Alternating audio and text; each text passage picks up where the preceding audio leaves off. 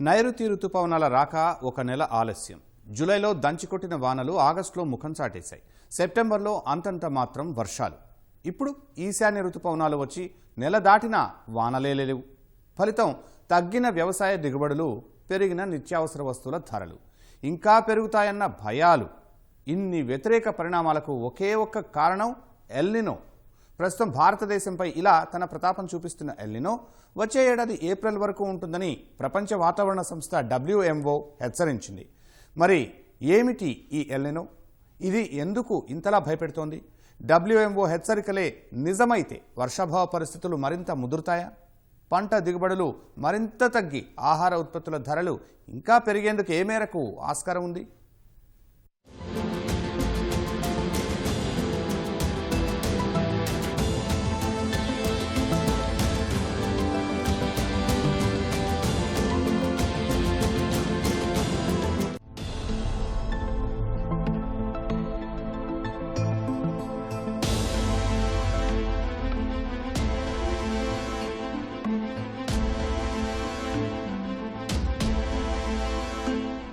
అప్పటి వరకు ఎండ కాస్తుంది.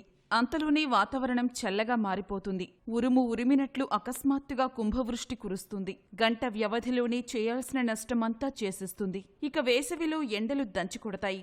వర్షాకాలంలో సకాలంలో వానలు కురవవు. ఇటీవల కాలంలో దేశ వాతావరణంలో కనిపిస్తున్న అనూహ్య మార్పులు ఇవి. కాలుష్యం కారణంగా భూతాపం పెరగడమే ఈ మార్పులకు కారణం.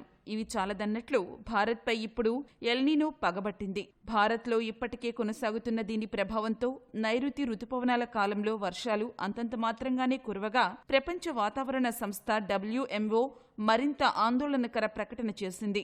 ఎల్నినో ప్రభావం 2024 ఏప్రిల్ వరకు ఉంటుందని హెచ్చరించింది. భూమి మీద సముద్రాల్లోనూ ఉష్ణోగ్రతలను పెంచేస్తుందని ప్రకటించింది. జూలై ఆగస్టులో మొదలై సెప్టెంబర్ నాటికి ఒక మోస్తరు బలం పుంజుకున్న ఎల్నినో ఈ నెల నుంచి 2024 జనవరి మధ్య గరిష్ట స్థాయికి చేరుకుంటుందని WMO తెలిపింది. ఈ నేపథ్యంలో భారత్లో మరింత వర్షాభావ పరిస్థితులు నెలకొనవచ్చని ఆందోళన వ్యక్తమవుతోంది. రాబోయే వేసవిలో ఎండలు కూడా దంచికొట్టే పరిస్థితులు కనిపిస్తున్నాయి.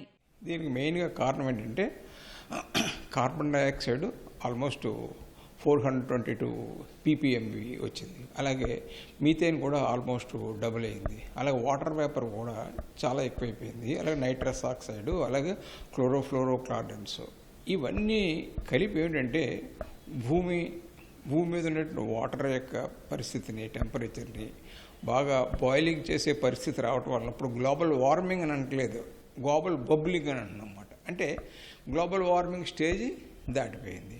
యాక్చువల్గా దీని ఎఫెక్ట్ ఏంటంటే ప్రపంచం మొత్తాన్ని చూసినట్టే ఇండియా 3వ ప్లేస్లో వచ్చింది. ఈ గ్యాస్లన్నింటినీ కూడా, ఈ కార్బన్ డైఆక్సైడ్ అనండి, మీథేన్ అనండి, ఇవన్నీ అమెరికా, చైనా తర్వాత అగ్రస్థానంలో ఉన్నది భారతదేశం పరిస్థితి చూసినట్టయితే highest population in the world.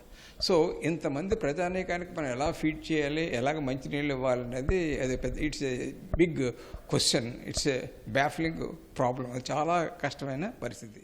El Niño అంటే పసిఫిక్ మహాసముద్రంలో సంభవించే ఓ వాతావరణ మార్పు. వివిధ పరిణామాల వల్ల పసిఫిక్ మహాసముద్ర ఉపరితలం వేడెక్కడం వల్ల ఇది ఏర్పడుతుంది. తద్వారా గాలి కూడా వేడెక్కుతుంది. చల్లగా ఉండాల్సిన సముద్ర భాగాలు వేడెక్కుతాయి.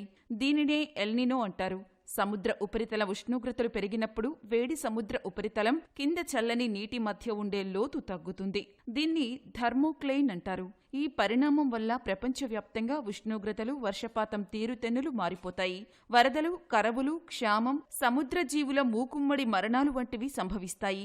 ఎల్నినో వల్ల లాటిన్ అమెరికాలోని పెరు వంటి దేశంలో కుంభవృష్టి, వరదలు పెరిగితే భారత్, ఇండోనేషియా లాంటి దేశాల్లో కరవులు, క్షామం వంటివి వస్తాయి. అంటే ఇది వస్తే ప్రపంచంలోని ఏ ప్రాంతమైనా వాతావరణ ప్రభావంతో లేక సామాజిక, ఆర్థిక పరంగా నేరుగా ప్రభావితం కావాల్సిందే.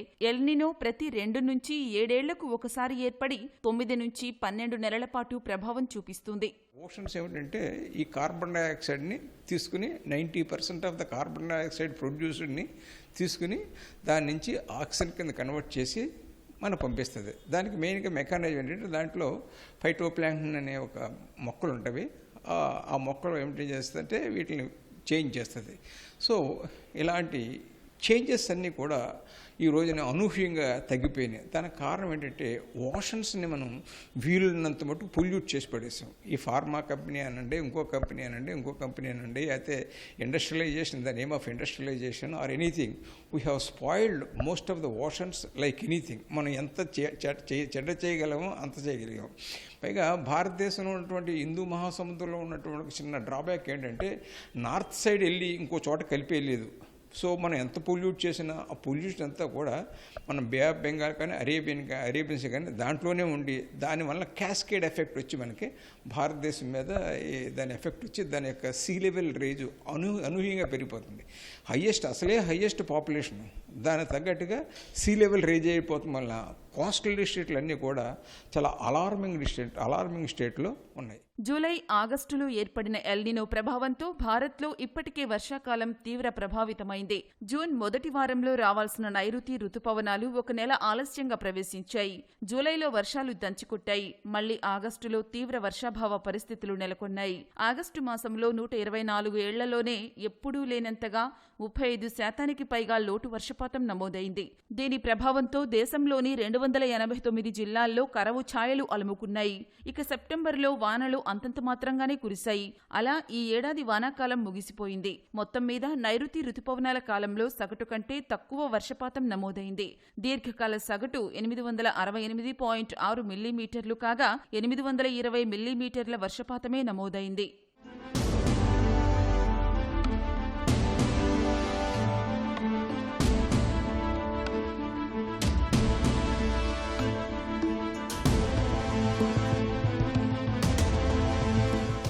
ఎల్నినో ప్రభావంతో తుడిచిపెట్టుకుపోయిన వర్షాకాలం వల్ల దేశ వ్యవసాయ రంగంపై అత్యంత ప్రతికూల ప్రభావం పడింది. రుతుపవనాలు వస్తాయన్న ఆశతో పొలాల్లో విత్తనాలు చల్లి రైతులు ఎదురుచూడగా వర్షాలు లేక అవి భూమిలోనే కుళ్లిపోయాయి. వర్షాలు వచ్చిన తర్వాత మరికొందరు రైతులు వ్యవసాయ పనులు ప్రారంభించినా అరకొర వానలతో పంటలు దెబ్బతిన్నాయి.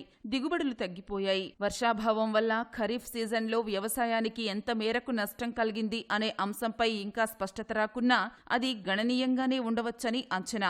వానాకాలానికి ముందు వేసవిలో కురిసిన అకాల వర్షాలు, వడగళ్ల వానలకు మామిడి, ఉల్లి, టమాటా పంటలకు అపార నష్టం కలిగింది. ఫలితంగా టమాటా ధరలు 2 నెలల క్రితం కేజీ 200 రూపాయలు కూడా దాటింది.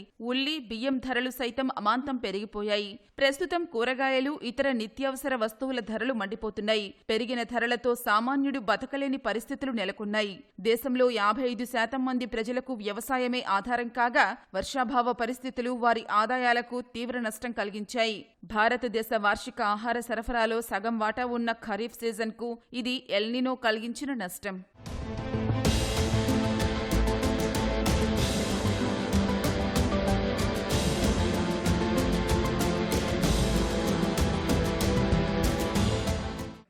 ఎల్నినో భారతదేశ వ్యవసాయ రంగానికి ఇప్పటి వరకు కలిగించిన నష్టంతోనే సతమతమవుతున్న వేళ దాని ప్రభావం ఏప్రిల్ వరకు ఉంటుందన్న ప్రపంచ వాతావరణ సంస్థ ప్రకటన మరింత ఆందోళన కలిగిస్తోంది. దీని ప్రభావం ప్రస్తుతం ఈశాన్య రుతుపవనాల కాలంలోనూ కనిపిస్తోంది. ఇది డిసెంబరు వరకు కొనసాగనుండగా సీజన్ ప్రారంభమై నెల గడిచినా ఇప్పటి వరకు వానల జాడ లేదు. రాబోయే రోజుల్లో కురుస్తాయన్న దానిపై స్పష్టత కూడా లేదు. ఒకవేళ ఎల్నినో ప్రభావంతో వర్షాభావం ఇలాగే కొనసాగితే దేశ వ్యవసాయ రంగానికి మరింత నష్టం తప్పకపోవచ్చని ఆందోళన వ్యక్తమవుతోంది. పంట దిగుబడులు తగ్గి ఆహార వస్తువులకు కొరత ఏర్పడే సూచనలు ఉన్నాయి. ఫలితంగా డిమాండ్ పెరిగి ఆహార వస్తువుల ధరలు పెరుగుదలకు దారితీయవచ్చు. ఇప్పటికే మోయలేని ధరల భారాన్ని మోస్తున్న సామాన్యులకు మరింత ఇబ్బందులు తప్పకపోవచ్చు. ధరల పెరుగుదల ఆర్థిక వ్యవస్థపైన ప్రతికూల ప్రభావం చూపించే అవకాశం ఉంది. ద్రవ్యోల్బణము పెరగవచ్చనే ఆందోళన ఉంది. దేశ ప్రజల్లో సగం మంది కంటే ఎక్కువ మంది ఉపాధిపై కూడా ప్రతికూల ప్రభావం పడుతుంది. భారతదేశ జీడీపీలో వ్యవసాయం వాటా 20%. ఎల్నినో ఏప్రిల్ వరకు నిజంగానే కొనసాగితే ఇది కూడా ప్రభావితమయ్యే అవకాశం ఉంది.